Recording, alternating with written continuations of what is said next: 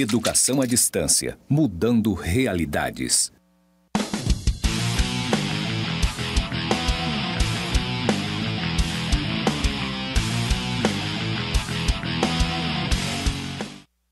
Olá, seja muito bem-vindo, hein? Ó, chegamos à unidade 2, né? Ó, você que já assistiu o conteúdo lá da unidade 1, aprendeu lá sobre a evolução, na verdade, da administração da produção. Falamos lá, inclusive lá no último slide, nós chegamos a comentar lá sobre os processos ciclos, né? A primeira revolução, a segunda, a terceira e a quarta revolução industrial. E aí você começa a pensar, poxa, o professor realmente falou no processo produtivo, falamos de Taylor, falamos de quem mais? Henry Ford, não é verdade? Taishi Ono, né? Exatamente, todos aqueles que criaram lá o sistema Toyota de produção e também muitos outros que tem lá no teu conteúdo, que eu não me recordo aqui, mas são muitos, a gente vai colocando muitos autores, muitos nomes lá e nem sempre a gente recorda de todos, mas esses aqui são os básicos, são as bases que a gente tem para poder chegar nesse conteúdo que é a evolução da administração da produção. Ah, beleza, professor, o senhor já falou do conceito, o senhor já falou lá daquele fluxo, não é verdade, da entrada, do processamento, da saída, da retroalimentação. Vamos falar nele de novo hoje aqui, porque ele faz parte do ciclo da produção e é exatamente esse conteúdo que eu vou tratar contigo nessa web aula. Coloca na tela aí, porque nós vamos entender o ciclo de produção e também conhecer as principais ferramentas e aplicações. Professor, seja sincero, olha aqui para mim. Ei, você que está aí, você está dormindo não, né? Começou a aula agora e já vi tu dar uma pestanejada. Acorda, filho. Acorda, minha filha, você que está assistindo aí, tenho certeza. Isso aqui é um conteúdo que a gente leva para você de uma forma muito básica, tá? Mas que você tem total condição de também buscar lá na nossa biblioteca virtual, lá no SWAP. Procura lá, filho. Não fica só parado nesse conteúdo aqui, não. Vou te dizer uma coisa, o conhecimento é o que vai render os maiores juros na tua vida. Opa, professor, o senhor já está falando na parte de finanças. Quando cabe no bolso, quando começa a mexer com o bolso, a gente começa a ficar animado. É verdade? É claro. Tá? É o conhecimento que vai te levar a um outro patamar da sua vida. É o conhecimento que vai te levar a um outro nível, tá, da sua vida e vai te abrir muitas portas. Isso eu tenho certeza, porque eu passei por isso, tá bom? Foi graças ao conhecimento, foi graças à minha força de vontade em aprender, em conhecer, para poder chegar até nesse processo que hoje eu estou, graças a Deus, como professor e levando conhecimento até você. Então seja bem-vindo. Nossa unidade 2 está quase acabando, hein? Nossa, professor, foi tão rápido. É porque tem a unidade 3 ainda. Mas vamos com calma, vamos conhecer aqui, ó.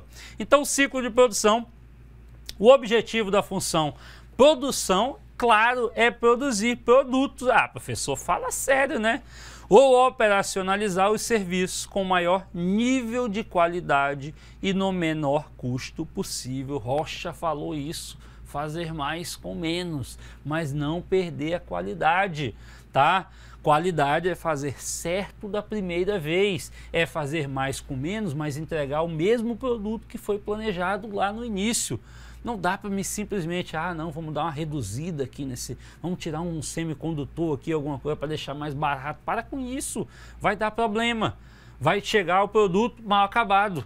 E aí o cliente vai reclamar, ele nunca mais compra e acaba com o processo produtivo mal feito. Acaba, todo mundo vai ter que ser mandado embora, ser demitido, porque a empresa não vai ter mais venda, porque entrega produto de péssima qualidade. Então calma, o produto ele precisa ter qualidade, mas ele precisa passar por todo um ciclo, por todo um processo. Vem para a tela de novo. O ciclo de produção ele consiste basicamente em 3 grandes áreas, quais sejam, vamos ver agora, daqui a pouco o desenho para você entender. A rede de fornecedores, esses fornecedores podem ser tanto externos quanto internos. A unidade de manufatura, professor, manufatura é a unidade de produção, filho, tá? É lá onde a mágica acontece, é lá onde o produto sai pronto, é lá onde se transforma plástico em uma caixa de som, plástico em um computador, plástico em uma câmera, essa que está nos filmando aqui agora, tá? No mouse e tantas outras coisas. E também a rede de consumidores, que nada mais é do que a entrega do produto acabado. Vem aqui. A rede de consumidores somos nós, sou eu aqui, é você. Nesse caso aqui, no nosso caso, na nossa relação professor-aluno, quem é o consumidor? É você. Porque você está consumindo conteúdo que eu estou passando para você. Eu sou o produtor do conteúdo e você está consumindo este conteúdo produzido por mim. E esse conteúdo que foi produzido por mim, foi produzido simplesmente tirado da minha cabeça? Não, porque eu consumi o produto de algum outro autor, Rocha aqui, por exemplo, tá? E de outros professores que me ensinaram ao longo dos anos. É isso. E é um ciclo que continua vicioso. Daqui a pouco você, de repente, vai ser professor. Ah, mas eu não tenho perfil para ser professor. Não, tudo bem, mas se você aprende um conteúdo, você consegue repassar este conteúdo para outra pessoa. Olha o processo produtivo, olha o ciclo contínuo, passando de geração para geração, até que realmente todo mundo começa a conhecer e aprender. Mas só é possível por meio do conhecimento, por meio do aprendizado, tá? E é assim que funciona, tá bom? Rede de fornecedores, internos ou externos, processo de manufatura, que é onde a mágica acontece, e também a rede de consumidores. Seguimos. Olha aqui para deixar bem claro para você, tá? A rede de fornecedores internos ou externos, tá bom? Eles são aqueles que fornecem os insumos, tá? Ou a matéria-prima, ou o suprimento para a unidade de manufatura, que faz todo o processo de transformação, tá? Que é onde a mágica acontece aqui dentro, ó. É os inputs ou as entradas, tá? No processamento, process, tá? E também a saída, que é o produto acabado para a rede de consumidores, sejam varejistas, sejam centro de distribuição, tá? Para o consumidor final. E este consumidor, olha só aquilo que eu falei, aqui está mais claro, olha só aquilo que eu falei dos consumidores finais. A fábrica de notebooks, ó, a tecla veio dura, a tecla a que eu aperto não é a mesma, ou seja, teve problema de configuração, a câmera não é essas coisas todas, o microfone também não. É aqui, ó, é esse consumidor, sou eu, é você reclamando por meio desse processo de informação, tá? Feedback, retroalimentação, para que ele volta lá para a rede de fornecedores. E aí, é claro, vem a empresa, pode voltar aqui para mim, vem a empresa produtora deste computador aqui, que não é que produz todas as peças, liga lá para o fornecedor de microfones. Fulano, teve um cliente que reclamou do microfone aqui, que não está essas coisas todas. Ciclano, a câmera não está tão nítida, o cliente reclamou aqui. E aí olha só o ciclo que gera de uma fábrica para outra, chega lá e liga o pessoal dos semicondutores. Beltrano, o negócio não está funcionando aqui, o sistema operacional, os condutores não estão conseguindo levar toda a informação, enfim, o processador. É isso, é uma rede imensa para poder fabricar um ou milhares de computadores desses daqui, mas são milhares de fornecedores, a rede é grande. E aí, quando entrega o produto acabado, tem um pequeno probleminha, ele volta para o processo novamente, se transformando num ciclo de produção ou ciclo vicioso de produção, como eu posso dizer aqui para vocês. Continuamos ainda. E aí, é claro, esse ciclo trabalha por tempos, né? Antes do conteúdo, volta aqui para mim. Esse ciclo ele trabalha por tempos de produção. Ah, professor, mas isso aí é muito claro, né? Quem quer entregar determinado produto precisa ter o tempo certo, claro. Mas como é que se trabalha todo esse tempo? Existe um tempo específico? Existe. E aí nós vamos ver basicamente cada um desses, os principais aqui no conteúdo. Pode colocar na tela. Uma outra preocupação a ser levantada aqui em relação ao tempo. Este gerenciamento do tempo e principalmente dos prazos é fundamental em qualquer atividade. O tempo geralmente tem papel de importância para o sucesso dos processos e, portanto, demanda cuidados constantes de gestão, desde o planejamento da operação até a entrega final dos produtos. Vem aqui. Como é que se gerencia esse tempo aqui na produção? É exatamente por meio dos sistemas. Os sistemas fazem toda a programação da produção, planejamento e programação da produção, que nós vamos ver. Planejamento e programação da produção é feito por meio desses sistemas, MRP, ERP, e todos eles integrados para verificar, não, cada etapa de produção de um produto ele gera X tempo. Para mim produzir a minha capacidade X produtos. Para mim poder entregar lá no final do mês, sei lá, no início do mês, X produtos prontos a serem distribuídos para o consumidor final. É tudo isso aqui por meio de sistemas integrados. Sempre foi assim? Claro que não. Mas olha só para você ter uma ideia, até voltando lá para a unidade 1, quando o Taylor falou lá do estudo de tempos e movimentos, olha só, das primeiras pesquisas que surgiram lá para a produção. Quando o Taylor criou essa teoria do tempos e movimentos, foi exatamente baseada para saber o seguinte: cada trabalhador consegue, por exemplo, o Chaplin lá, consegue parafusar X produtos por hora ou por minuto. Então, se ele consegue fazer isso por hora, tantos parafusos apertados em 1 hora, então significa dizer que em 10 horas de trabalho ele consegue apertar X parafusos. E se ele consegue apertar X parafusos, nós conseguimos produzir X quantidade de peças por dia, X quantidade de peças por semana, X quantidade de peças por mês. Então a nossa capacidade de produção é X peças por mês. Olha só, lá naquela época, Taylor, pensando na produtividade da produção, fez esse estudo de tempos e movimentos. Mas é claro, ele não olhava para o homem, para o trabalhador, para o operário, como era chamado naquela época, como alguém que também poderia adoecer, como alguém que poderia de repente se acidentar, como alguém que poderia acontecer um grande problema, e isso não era previsto na produção. Então, quando acontecia, parava. Muitas vezes parava a produção, porque não, o homem, sei lá, cortou a mão, né, esmagou a mão em uma das várias engrenagens lá. No filme mesmo, Tempos Modernos, o Chaplin aparece lá no meio das engrenagens, passando por um lado e por outro da fábrica. De uma forma muito bem elaborada aquele filme, mas é aquela realidade da época. O filme Tempos e Movimentos, que foi a crítica a toda a situação vivida pelos operários naquela época.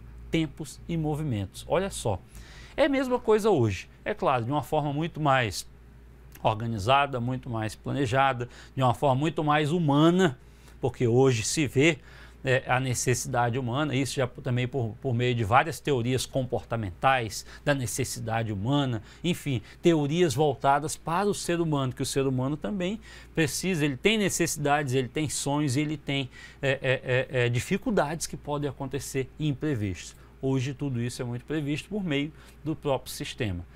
Acontece de muitas vezes, deu um problema ali que ninguém previu, normal. Hoje nós vivemos numa situação que ninguém previa e estamos acontecendo, estamos passando aqui, graças a Deus. Seguimos o conteúdo. Vamos para os primeiros tempos. Tempo de atendimento. Entre a data de recebimento de um pedido, tá, e a emissão no setor de expedição da empresa. E aí um outro é o tempo de atravessamento. Como assim, professor? É o tempo decorrido a partir do momento em que uma matéria-prima chega na empresa e que chega no depósito incorporada já em um produto acabado, tá? Calma, ainda não é o produto, ela está incorporada em um produto acabado. E aí também existe o tempo de ciclo, né? Ou cycle time.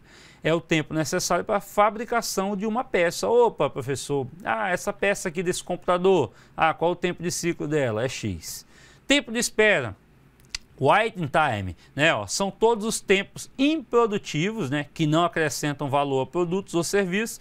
Por exemplo, avarias e armazenamento. Vem aqui, isso aqui é interessante falar. Mas é colocado isso também, professor? É claro. Tá ali o produto, opa, acabou a linha de produção, entregou este notebook pronto para ser comercializado. Mas espera aí, já entregou, já tem alguém pegando ele aqui, comprei ele, já vou pegar aqui da própria linha de produção, já vou levar para casa e vou usar. Claro que não. Ele precisa ser armazenado e esse tempo de espera é exatamente esse, ele não é computado. Ele vai ser armazenado em determinado armazém, depósito, para compor o estoque daquela indústria e de lá somente é que ele começa, é claro, se ele já foi vendido ou não por lote, nós vamos entender isso daqui a pouco, produção contínua em lote ou por encomenda, se ele foi vendido ou não, ele vai ficar lá até realmente passar para o processo de comercialização. Esse tempo ele não é colocado, tá? Não na produção, porque o produto já está acabado, tá bom? Mas ele fica lá armazenado, ok. Já pensou você colocar no tempo de produção um produto e esse produto não vende? Aí você não vai ter uma métrica. Não, o produto é da produção. Chegou a matéria-prima, o plástico, os semicondutores e tantas outras peças. Qual o tempo para produzir tudo isso? Matéria-prima, transformar o produto, onde a mágica acontece, entregar ele pronto para consumo. X, é isso. Esse é o tempo, tá? Vamos seguindo. Aí o tempo de fabricação, é o tempo padrão assumido como necessário e adequado para que uma operação de fabricação seja realizada, tá bom? Tem também o tempo de mão de obra, Labor time, né, que é o tempo em que os empregados levam para realizar alguma operação ou etapa do roteiro de produção do produto. Isso aqui nada mais é do que a teoria de Taylor, tá? O tempo de mão de obra, quanto tempo que a mão de obra leva aí para realizar determinada operação, tá bom? Tempo de máquina, tá? Machine time, né, ó, que é o tempo que uma máquina demanda para realizar alguma operação do roteiro de produção. E o tempo padrão, que é o tempo de referência para a execução de uma dada tarefa, produto ou serviço. Ainda temos os tempos pré-determinados, né? Que o MTM é o sistema que predetermina tempos de movimentos padrões, tá bom? O tempo de setup, que é o setup time, é o tempo de preparação, ou seja, o tempo transcorrido entre a produção da última peça boa de um produto A e a produção da primeira peça boa de um produto B. Opa, professor, explica isso daí. É aquela situação do seguinte, ó, determinada peça foi produzida, X, tá? E quando ela foi produzida, às vezes ela faz parte da produção de uma outra peça. Então o tempo de cada peça é computado, tá? E depois o tempo da segunda peça também é acrescentado. Então, ou seja, peça A é produzida em X tempo, peça B produzida em Y tempo. A gente vai pegar os dois tempos e vai fazer o somatório para saber, opa, a conclusão dessa etapa é por meio disso daqui. Ainda, tempo de execução, lead time, é o tempo necessário para realizar uma dada tarefa. E o tempo tact, que é o tact time, né, ó, é o tempo disponível para a produção dividido pela demanda de mercado. Vem aqui, porque antes de a gente seguir, eu quero saber o seguinte: como é que está seu conhecimento, como é que está seu entendimento a partir daqui, até aqui? Nós já falamos aí desde a evolução, falamos os conceitos, falamos os tempos, falamos aqui de todo o processo produtivo, como funciona, citamos a teoria de tempos e movimentos, o Fordismo, a linha de produção, né, ou produção em massa, tá? Falamos também do sistema Toyota de produção, de padronização, de benchmarking, falamos das revoluções industriais, e tudo isso é conteúdo que, se você não está compreendendo, volta lá desde a apresentação, aquela apresentação naquela semana que eu coloquei lá para você, volta lá na unidade 2, unidade passada, tá? Perdão, na unidade 1, nós estamos na unidade 2, volta lá na unidade 1 e começa a analisar tudo isso, para você chegar aqui e começar a ter um entendimento melhor. Nós já falamos de tempos, e olha o tempo passando. Se você não pegou esse conteúdo, volta lá um pouquinho, volta na unidade 1, volta lá na minha apresentação, que eu também trago conceitos, para você começar a entender como é que funciona essa engrenagem, tá? Olha só, eu já falando de sistema de produção aqui, ó, essa engrenagem, nós estamos falando aqui do ciclo de produção, tá? E que envolve, é claro, o tempo de produção. Vamos falar em mais coisas? Ferramentas e aplicações, coloca aí na tela, ó. O Just in Time, o que é esse Just? Não é o Justin Bieber não, gente, é o Just in Time. É um sistema de gestão da produção que tem como premissa que nada seja produzido, transportado ou comprado antes da hora certa. Vem aqui, querido, ó. Isso aqui, ó, Just in Time, é uma das ferramentas, um dos métodos aí aplicados, inclusive na disciplina de logística, fundamentos de logística, que sou eu também que estou trabalhando com você. Então, querido, ó, presta bem atenção que a produção tem tudo a ver com a logística. Claro, nós vamos entender isso de uma forma muito prática. E tu começa a analisar, poxa, é bem que o professor falou lá naquela aula, lá na unidade 1, que a logística tinha tudo a ver com a administração da produção. E todos esses conteúdos se colam, né? Olha só, eles se integram de uma forma muito prática e você começa a analisar. Realmente, a logística, ela está totalmente ligada à produção, a produção está totalmente ligada à logística e elas se integram ali para transformar em produtos finais e entregues ao consumidor para atender às suas necessidades. Vamos com calma que você ainda vai aprender mais. Kanban, que nada mais é a tradução aí de um cartão, né? É um recurso de gerenciamento visual para dar ordens de produção e também controlar a movimentação dos fluxos de produção. Esse Kanban, inclusive, eu trouxe um pequeno modelo aqui, né? De uma forma bem básica. Ele traz aqui algumas premissas, como fazer o quê? Mensurar o resultado, configurar a campanha no canal, fazer o briefing das artes. O que a equipe de repente está fazendo? Aí vai colocando de cada cor, né? É definir o período. O que já foi aprovado? Para aprovação, quer dizer, definir o orçamento. E o que já está feito? Definir o objetivo, escolher canais. Aqui você vai colocando etapas do processo produtivo, tá? Os japoneses utilizavam isso aqui de uma forma muito bem, acredito que ainda utilizam, porque é uma das ferramentas muito boas de se trabalhar, onde você coloca várias etapas de determinado processo produtivo, o que está feito, o que ainda precisa fazer, o que precisa passar pelo processo de decisão, o que de repente já está apto a ser comercializado, ou o que está em área de defeito e observação, enfim. E tudo isso é analisado pela indústria e é, claro, adaptado à realidade de cada uma delas. Esse método, essa ferramenta Kanban, sempre foi muito utilizada e até hoje ela ainda é, com certeza, pelos japoneses, pelos americanos, pelos europeus, por toda a indústria. É claro, de uma forma muito mais automatizada, por meio dos sistemas, de uma forma muito mais tecnológica, por meio da tecnologia que trouxe aí. Qual outra aqui ainda? O Kaizen, né?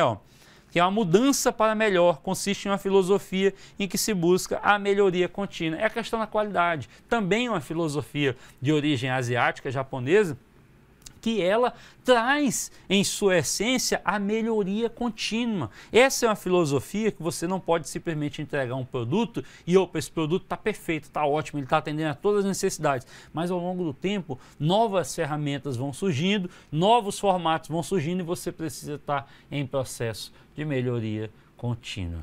Sabe uma ferramenta muito boa para esse processo de melhoria contínua, para esse Kaizen aqui? A ferramenta chamada PDCA. Pesquisa. Isso aqui eu estou cobrando, você aluno que está me assistindo, está quase dormindo que eu estou vendo, calma. PDCA, pesquisa aí, filho. Você vai achar muita coisa. Vai lá na minha biblioteca, lá no Swap, que também tem esse conteúdo, tá bom? Seguimos. O 5S também é uma outra ferramenta, tá? Que é um programa de gestão de qualidade, sempre tem a qualidade no meio, né, gente?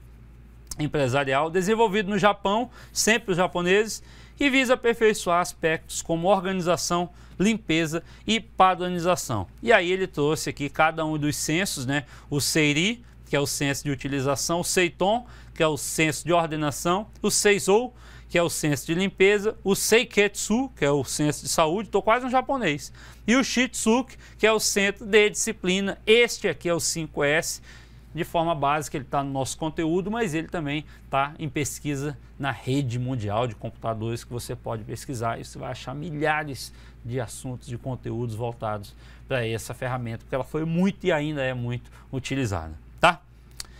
E aí outras ferramentas é o Downsizing, né, que eu já expliquei para você, inclusive na unidade 1, que representa uma maneira de redefinir parâmetros e responsabilidades, além de alinhar e complementar os objetivos estratégicos da organização, constitui também um sistema com orientação horizontal que incentiva e promove o incremento de atribuições a todos os colaboradores, possibilitando a reorganização da pirâmide hierárquica. E, por fim, o benchmarking, que é um processo empresarial que visa identificar as melhores práticas do mercado por meio da comparação, a fim de incrementar a performance de uma companhia, tá? Esse conceito parte da medição entre a empresa e seus concorrentes diretos e indiretos, e sua aplicação enquanto ferramenta de gestão deve ser feita de maneira constante. Para finalizar, gente, olha só essa imagem que eu trouxe aqui para vocês, tá? Já de um mundo tecnológico agarrando aí a mão humana, não é verdade? Isso aqui é para trazer uma reflexão para vocês da seguinte forma: será que nós um dia seremos substituídos pelas máquinas? Será? Eu acredito que não, tá? Eu acredito que não. A minha geração acho que acredita que não. Nós até chegamos a ter certo medo, porque nós pegamos ali o processo de automatização das grandes fábricas e vimos ali milhares de profissões serem extintas, milhares de trabalhadores simplesmente deixarem seus postos de trabalho porque as máquinas passaram a assumir. E eu quero te instigar a refletir da seguinte forma: todo processo que é padronizado, é possível criar uma máquina para poder fazer aquele trabalho. E aí eu te pergunto, será que uma máquina um dia vai conseguir te ensinar aqui? Ela até pode fazer isso por meio dos robôs, né? Por meio da tecnologia que nós temos aí. Mas algum humano precisou aprender e precisou programar essa máquina para que ela passe a informação para você. Ela vai ser simplesmente uma intérprete. Eu não digo nem uma intérprete, mas eu digo ali alguém que está simplesmente repassando a informação que ela foi programada. Assim acontece com a produção, tá? A produção ela é simplesmente programada e os trabalhadores que estão lá passam a trabalhar de acordo com essa programação. Faça essa reflexão. Um dia, será que as máquinas assumirão o nosso lugar? Depende da função. É isso que eu tenho para hoje. Acredito que você tenha aprendido muito conteúdo e, é claro, a gente se vê na unidade 3. Até mais.